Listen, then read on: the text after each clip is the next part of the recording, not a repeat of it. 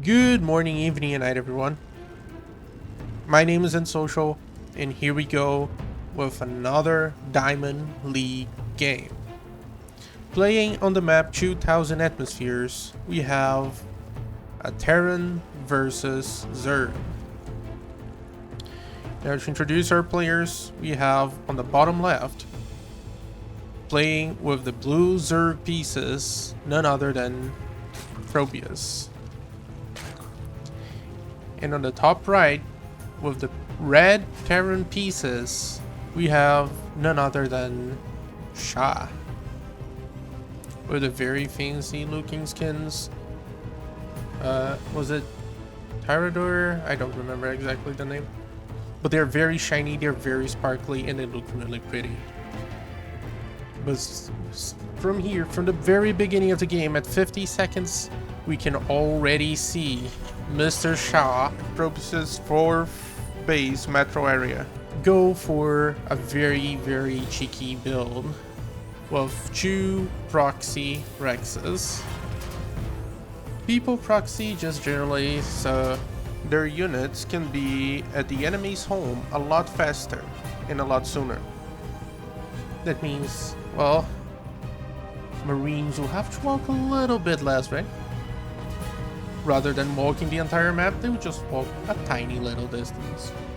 Meanwhile, Proteus, with quite a late spawning pool, feeling a little bit too safe on his corner. Sending out the scouting OV, the first overlord, to the scouting pillar. Sitting right next to Shah's natural. Keep an eye on him. Meanwhile, Shah, not really walling off the rim. I don't know. He's not. They're not even pretending. Like they're just we're rushing this.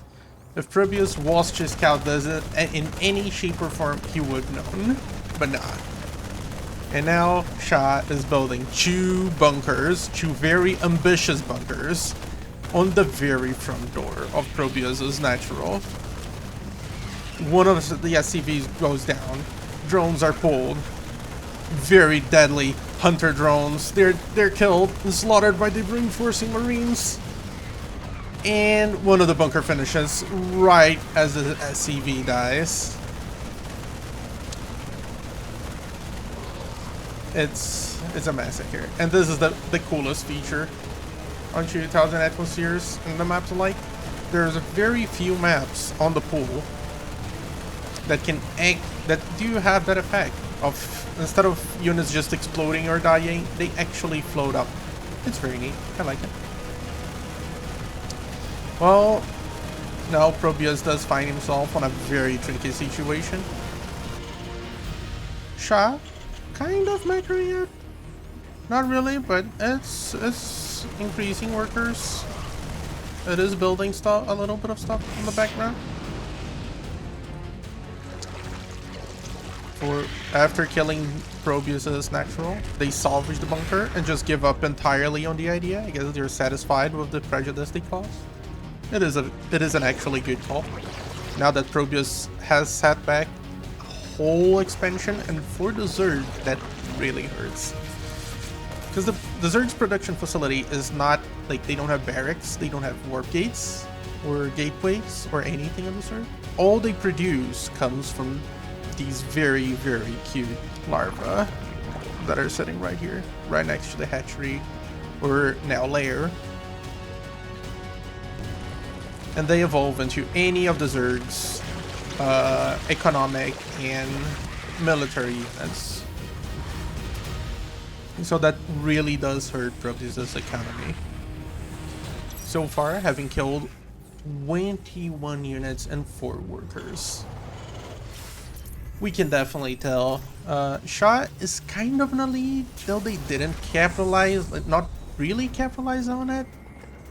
They did build Marines, which is a good thing, but they didn't expand or really increase their worker count, at least not by much.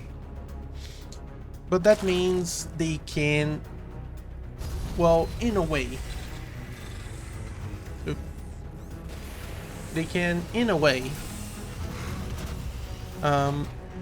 Sit back, enjoy, and increase and macro it out. Increase the economy, grow, and build more SCVs. While Probius has to deal with the fallout of that encounter. Now building a spire, I guess, in hope, and a Baneling nest, which is a brave enterprise, a very gas-heavy enterprise. Both gas-heavy and larva-heavy, because Mutalisks, well, they're not really known for being effective in small numbers. They can harass, they have potential, but there's a lot of unfulfilled potential there. So, well, it's brave. We'll leave it at that. Though the Terran, I think it doesn't expect anything of the sort. He's just now building the engineering bay after having built a 1-1-1. Very standard macro build for the Terran after the little cheesy start.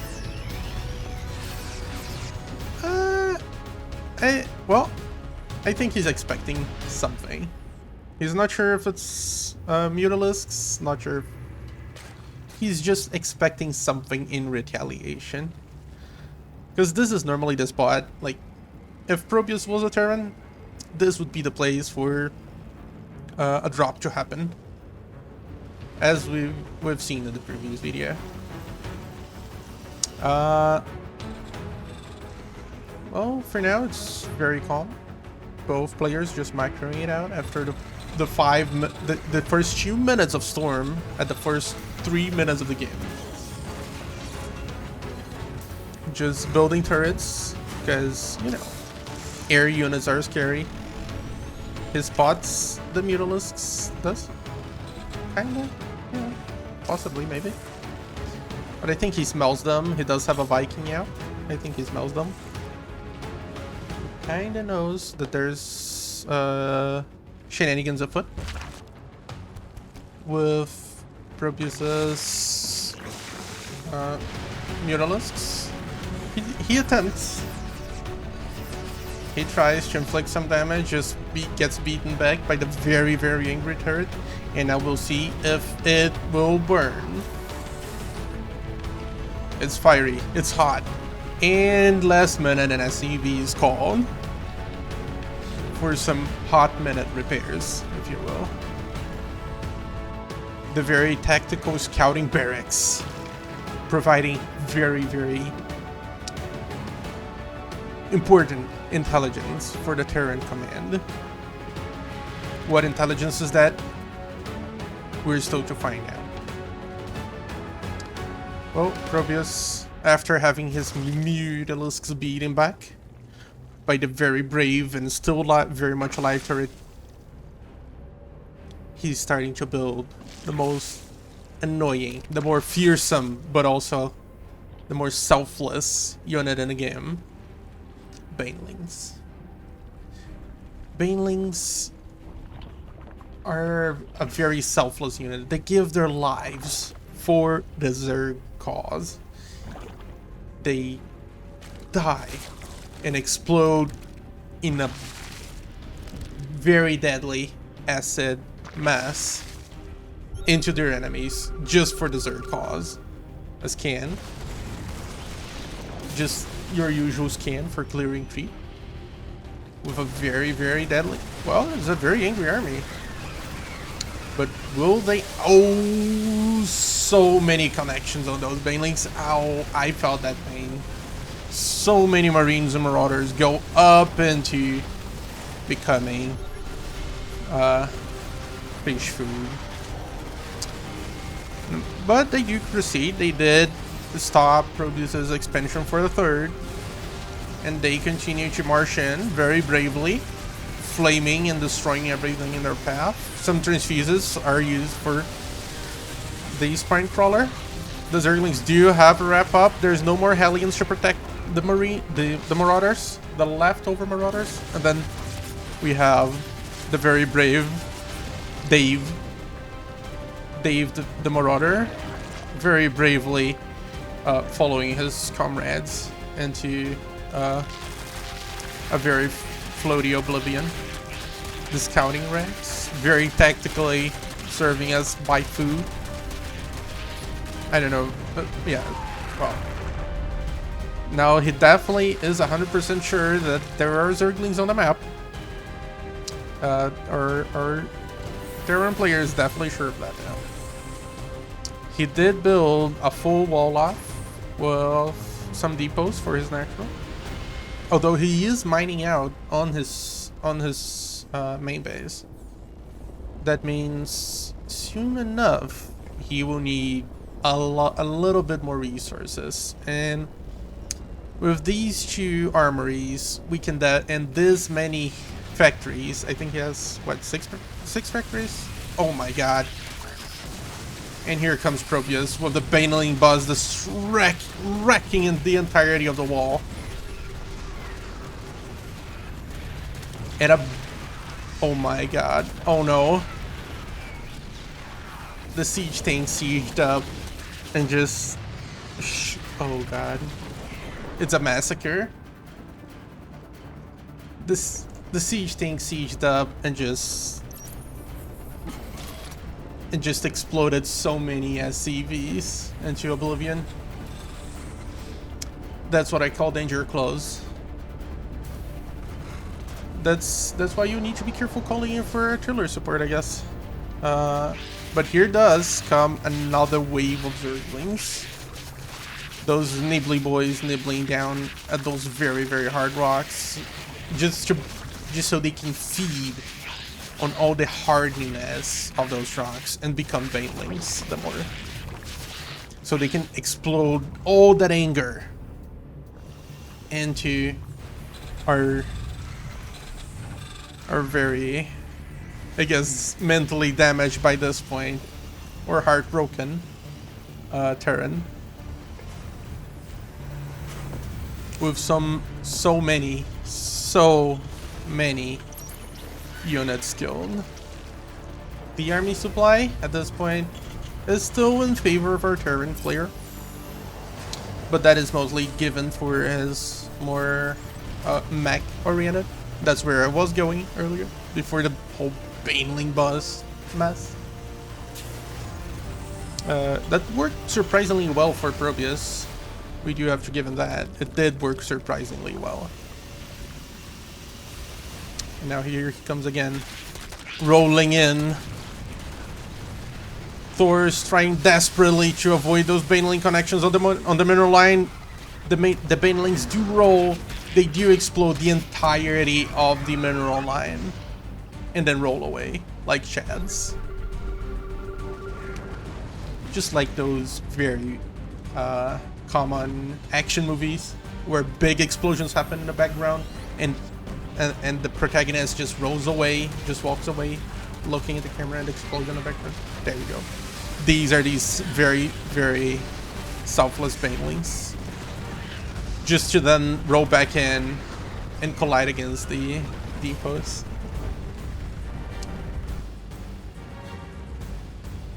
Well, Probius seems to have reverted how the turntables have turned, right? With 121 units killed, but then Banelings, they suicide themselves. I think they go into the counter, I'm not sure. But Probius did kill almost 20 workers, which is a good sizely number.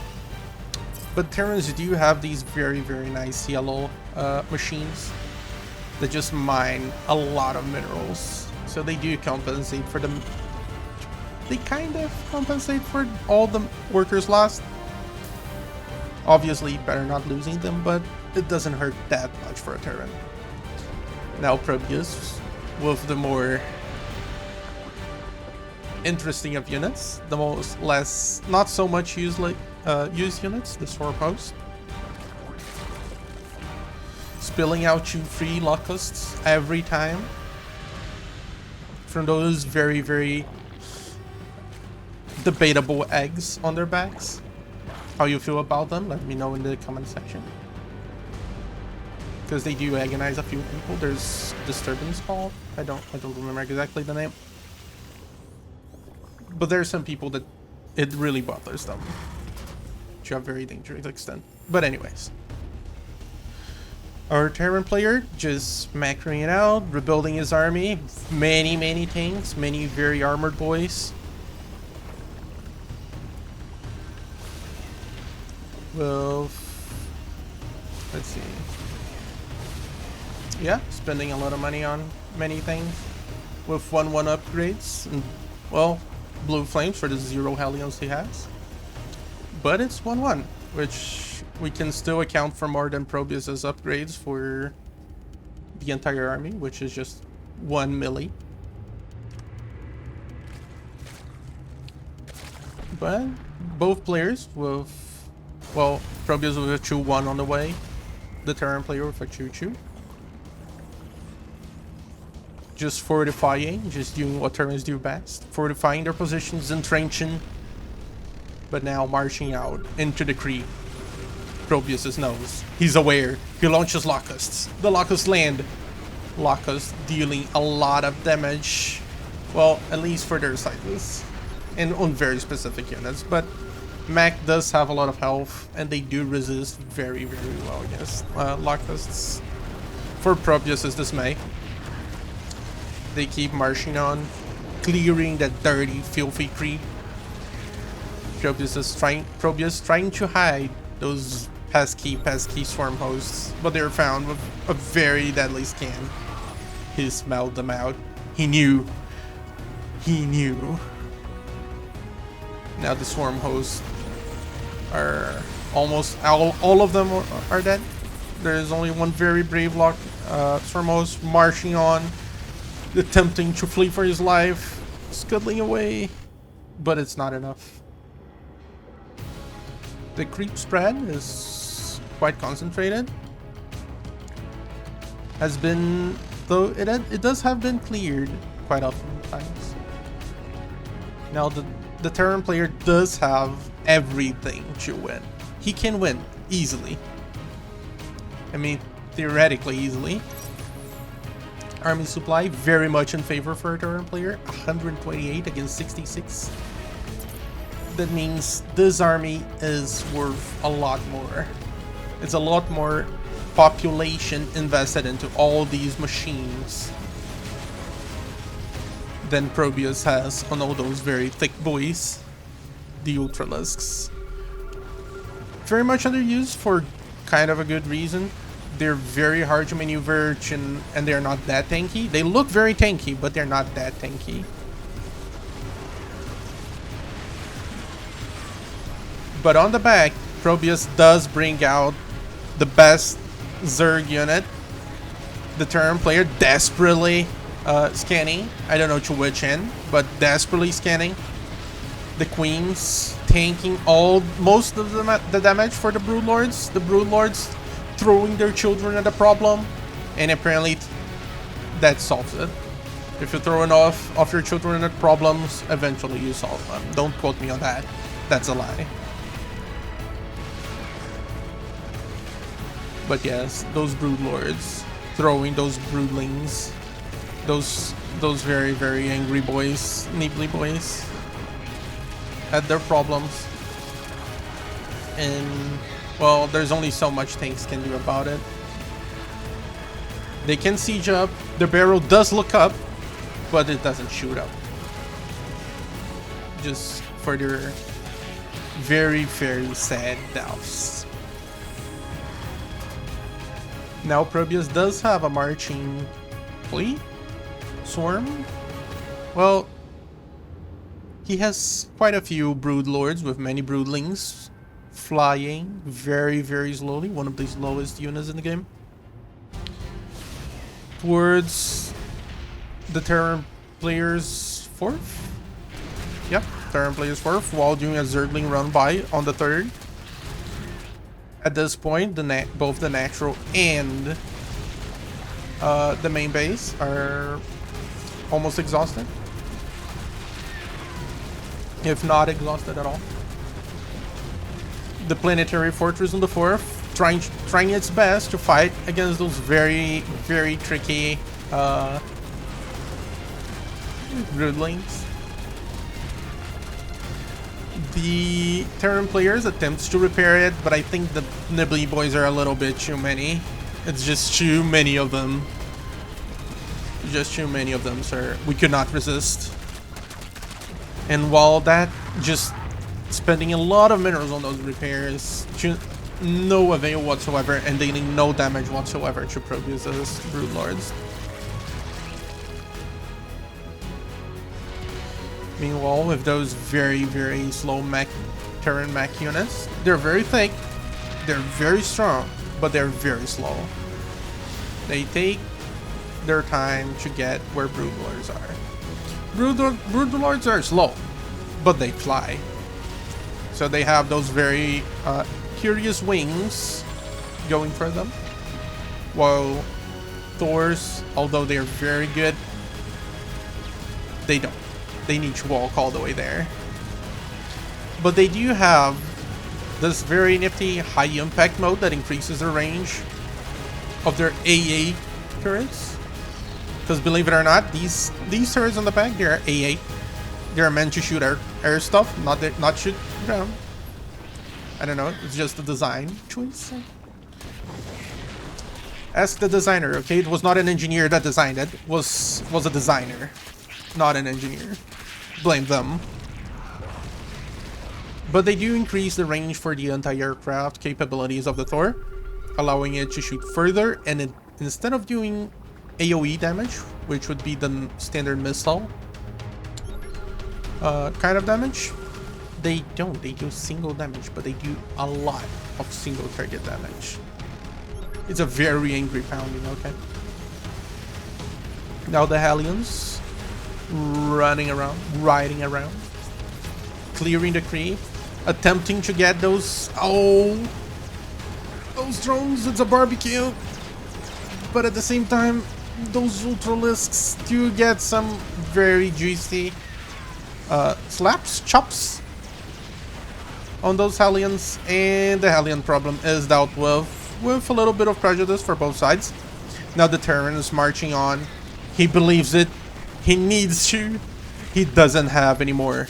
He doesn't have any more income. His base is gone. His fourth is gone. He has only 9 workers, less workers than he started with. He needs to believe these are the chosen ones. These are the troops.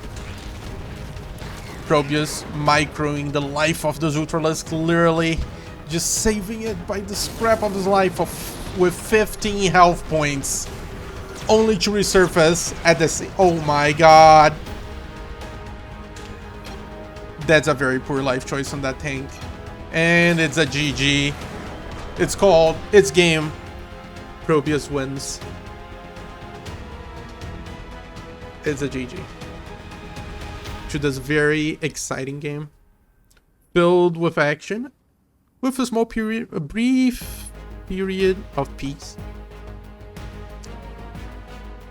But after the first Baneling explodes, after the first shot is given, everything is all in.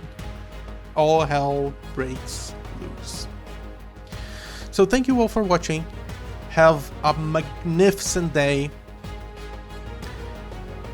I hope I made your day a little bit better. Now, like, subscribe, ring the bell, and I'll see you guys in the next one.